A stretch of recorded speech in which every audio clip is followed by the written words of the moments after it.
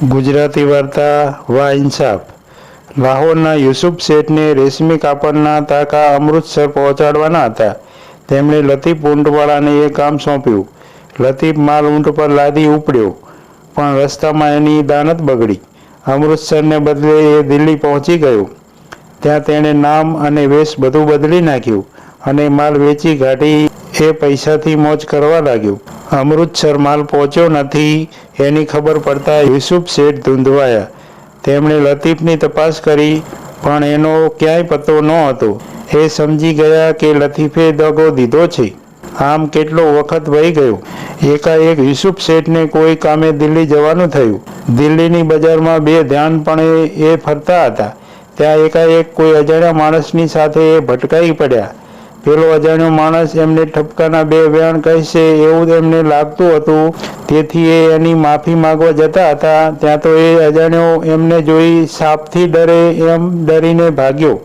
હવે યુસુફે એને ઓળખ્યો। એ લતીફ ઊંટવાળો હતો। તરત જ દોડીને એમણે એને બથમાં પકડી લીધો અને બુમરાણ મચાવ્યું। આ ચોર છે, એ મારો કિંમતી માલ ચોરી ગયો છે। લોકો ભેગા થઈ ગયા અને મામલો કાજી પાસે પહોંચ્યો। લતીફે ચહેરો બદલી નાખ્યો હતો, દાઢી રંગી નાખી હતી, પરવેશ વેપારી જેવો રાખ્યો હતો। તેણે કહ્યું, કાજી સાહેબ, હું શહેરનો આબરૂદાર વેપારી છું। મારું નામ ઇસ્માઇલ ઈરાની। આ માણસે મને ચોર કહી મારું દિલ્હીના ખાનદાન વેપારીનું અપમાન કર્યું છે। તેને સખ્ત સજા થવી જોઈએ। કાજીએ કહ્યું, થશે જ, ગુનેગારને સખ્ત સજા થશે જ। તેમણે યુસુફને એની વાતના પુરાવા રજૂ કરવા કહ્યું। યુસુફે બનેલી બધી હકીકત વર્ણવી। કહ્યું, આ માણસ લતીફ ઊંટવાળો છે, એણે દાઢી રંગી નાખી છે।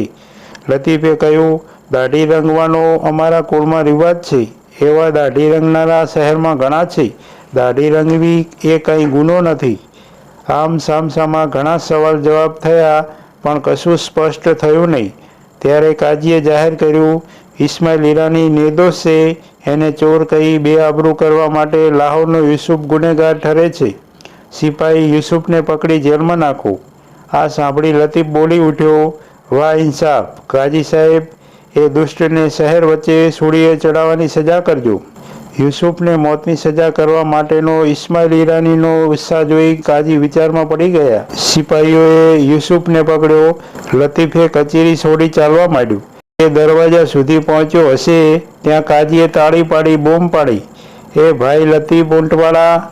એ સાંભળી લતીફ ચમકીને ઊભો રહી ગયો, પણ તરત સાવધ થઈ તેણે ચાલવા માંડ્યો।